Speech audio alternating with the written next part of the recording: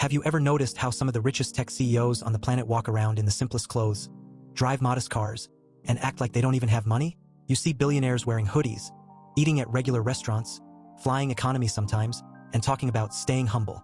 And yet, behind that minimalism is a net worth that could buy entire countries. Why is that? Why do rich tech CEOs pretend they're broke? It's not because they're trying to impress anyone. In fact, it's often the complete opposite. They've realized something most people don't. When you stop trying to prove your wealth, you gain something far more powerful: control. Control over how people see you, control over how you move, and control over your influence. When everyone underestimates you, that's when you're most dangerous.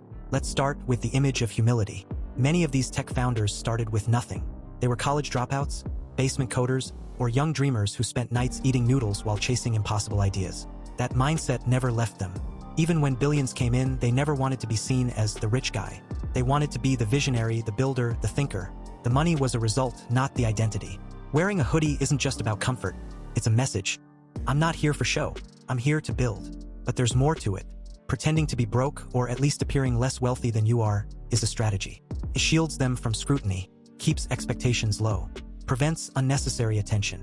If people think you're struggling, they don't target you. If they think you're humble, they underestimate you. And in business, being underestimated is a silent weapon. There's also the psychology behind it. When you're rich beyond imagination, material things lose their thrill. You can buy anything, anytime, but after a while, that power means nothing. So what do you chase next? Simplicity, peace, freedom. They stop trying to flex wealth because they've already experienced it. They know that true freedom is not needing to show off anymore. Some of them even take it further. They live in small houses, wear cheap watches, drive old cars, not because they can't afford better, but because it keeps them focused. When your environment is simple, your mind stays sharp. When you're not distracted by luxury, you can think clearly. You can create. You can lead. You can innovate. That's why they act broke. It's not poverty, it's focus. Now, let's talk about optics, how you're perceived in the public eye. When you're a billionaire in today's world, showing off wealth can backfire fast. Social media doesn't forgive arrogance. The same public that praises you for success will drag you for excess. So CEOs act humble. They know their image matters.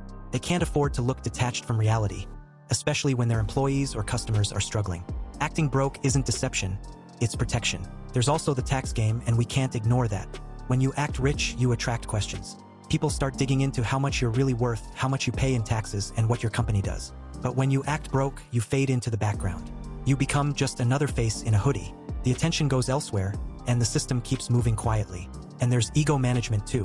When you've built something massive, your ego wants to scream it out. But the smartest people learn to tame it. They understand that ego destroys more than it builds. They've seen other billionaires crumble under fame, greed, and attention. So they choose the opposite. They let silence do the talking. They let results speak louder than possessions. The truth is, wealth changes your relationship with the world. It changes what you value. When you've seen both sides, the struggle and the success, you start realizing that external validation means nothing. You don't need to wear a $10,000 suit to prove you're powerful. You don't need a sports car to prove you've made it. You already know your worth, and when you truly know your worth, you stop needing the world to see it. But there's another layer: influence. Acting broke makes them relatable. It humanizes them. People don't trust billionaires who act like gods, but they trust the ones who still act like regular people. It makes the brand feel authentic, the company more human. That's not an accident. That's branding psychology. And the best CEOs understand branding better than anyone else. There's also discipline. You don't reach that level of success without mastering control over your time, your mind, your desires. The way they spend, the way they dress, the way they move, it's all discipline. The saying no to noise, no to distraction, no to ego. They channel their energy into what matters: progress, innovation, and legacy. But here's the ironic part. While they act broke, their wealth multiplies quietly. While everyone's watching the flashy influencers and show-offs, these simple CEOs are investing, acquiring, and expanding. They don't talk, they don't flex, they just move. And by the time the world notices, they've already changed the game.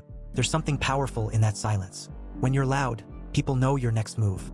When you're quiet, they never see you coming. That's why they live low-key. It's not because they're broke. It's because they're beyond the point of needing validation. They've already won that game. But let's be real, not every CEO is like this. Some still chase luxury and public approval. And that's fine. Everyone has their reasons.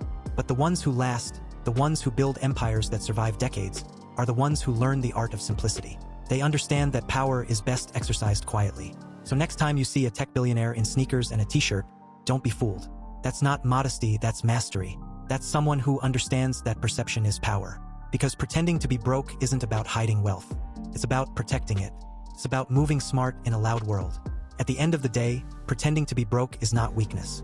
It's wisdom, it's control, it's peace. And maybe that's the ultimate flex, being so rich that you no longer need anyone to know.